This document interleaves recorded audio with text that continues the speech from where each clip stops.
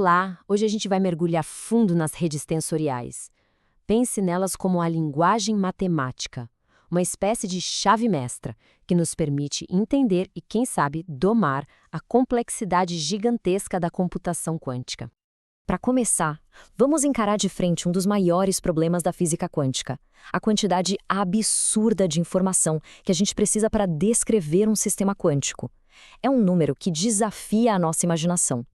E o nome desse problema é a maldição da dimensionalidade. Ela é, sem dúvida, a grande vilã da nossa história. Imagina o seguinte: para cada partícula quântica que a gente adiciona num sistema, a quantidade de dados não só dobra, ela cresce de forma exponencial. Em pouquíssimo tempo, nem o maior supercomputador do planeta conseguiria guardar toda essa informação. Então, a nossa jornada hoje vai ser dividida em 6 partes, tá? A gente começa entendendo bem o tamanho do desafio, depois vamos para a solução, que são as redes tensoriais, e aí exploramos as aplicações incríveis delas, que vão desde simular o mundo quântico até turbinar a inteligência artificial. Ok, vamos lá. Como é que a gente luta contra uma explosão de dados que cresce exponencialmente? A resposta é com uma linguagem matemática totalmente nova e muito, muito esperta. O tijolinho fundamental dessa linguagem é o tensor. Pensa assim, um vetor é uma linha de números, certo? Uma dimensão. Uma matriz é tipo uma planilha, com linhas e colunas, 2 dimensões. Já um tensor é como se fosse um cubo mágico de números, ou até um hipercubo com ainda mais dimensões.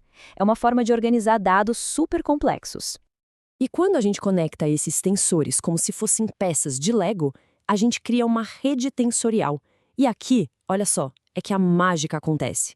Em vez de tentar salvar cada um dos trilhões de números que descrevem o sistema quântico, o que a gente já viu que é impossível, a rede funciona como um mapa de atalhos. Ela foca só no que importa, nas conexões e correlações essenciais entre as partículas. É um jeito genial de comprimir a informação. E a principal ação que a gente faz com essa rede é a contração. É como resolver um quebra-cabeça gigante. A gente vai combinando os tensores que estão ligados, simplificando a rede. Um passo de cada vez. E cada contração que a gente faz nos leva para mais perto da resposta que a gente quer. Como, por exemplo, qual a probabilidade de um resultado específico acontecer. Agora, o interessante é que não existe um único tipo de rede tensorial. Existem várias arquiteturas diferentes que os cientistas chamam de ansatz. Pense nelas como ferramentas especializadas numa caixa. A MPS, por exemplo, é perfeita para sistemas em linha, tipo uma corrente de átomos. Já a PEPS é para sistemas em 2 dimensões, como uma grade. Cada estrutura foi otimizada para um tipo de problema. Muito bem, vamos agora para a primeira grande aplicação disso tudo. Como que a gente usa essa ferramenta para simular computadores quânticos, mesmo antes deles existirem de verdade? Essa analogia do simulador de voo é simplesmente perfeita. Ninguém constrói um avião de verdade, super caro, para só depois testar se ele voa. Primeiro, os engenheiros usam um simulador. Com a computação quântica é a mesma coisa. As redes tensoriais permitem que a gente use computadores normais, clássicos, para simular circuitos quânticos, testar algoritmos e achar erros. Tudo isso antes de rodar no hardware quântico, que é caríssimo e super sensível. E claro, existem trocas. Essa tabela mostra bem isso. As redes tensoriais diminuem brutalmente a complexidade da simulação, o que é ótimo. Mas elas ainda sofrem um pouco para representar os estados quânticos mais complexos de todos, aqueles que são altamente entrelaçados, onde tudo está conectado de uma forma muito mais densa. Mas não é só de simulação que vivem as redes sensoriais. Elas são absolutamente fundamentais também para projetar os circuitos e, mais importante ainda, para protegê-los de erros. Aqui a gente vê 2 lados da mesma moeda.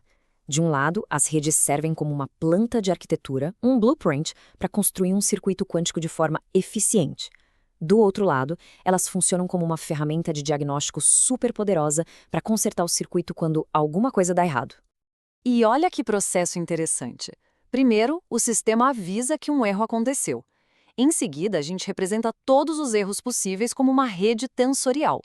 Aí a gente contrai essa rede para descobrir qual foi o erro mais provável de ter acontecido e pronto, é só aplicar a correção. Basicamente, a gente transforma um problema quântico super complexo em um problema de contrair uma rede, algo que um computador clássico consegue resolver. Agora a gente chega numa fronteira que é realmente fascinante. o encontro das redes tensoriais com o mundo da inteligência artificial. A conexão começa aqui, no mundo clássico mesmo. As redes neurais, que são a base da IA moderna, também podem ser enormes e complexas. A ideia genial foi usar as redes tensoriais para comprimir as camadas dessas redes. O resultado? Elas passam a usar muito menos memória e precisam de menos dados para serem treinadas. É um jeito de deixar a IA mais leve e eficiente. E quando a gente leva isso para o aprendizado de máquina quântico, as vantagens são ainda maiores. As redes tensoriais são mais resistentes ao ruído, que é o grande fantasma dos computadores quânticos de hoje. O desafio, no entanto, continua enorme. A gente ainda precisa provar, na prática, que essa abordagem quântica consegue ser melhor ou mais rápida que os melhores métodos clássicos que já existem. E, finalmente, o que será que o futuro reserva para essa ferramenta tão versátil e poderosa? Bem, o caminho à frente tem de tudo. Por um lado, oportunidades incríveis, como usar IA para descobrir novos códigos de correção de erros. Por outro, desafios gigantescos, como conseguir fazer tudo isso em tempo real, na velocidade que um computador quântico de verdade vai precisar. E isso nos leva à pergunta final.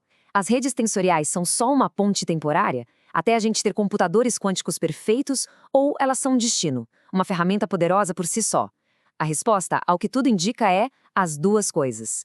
Mesmo quando tivermos computadores quânticos incríveis, as redes tensoriais provavelmente continuarão sendo a linguagem que a gente usa para projetar, simular e principalmente entender esses sistemas. Elas garantiram o seu lugar no coração da revolução quântica.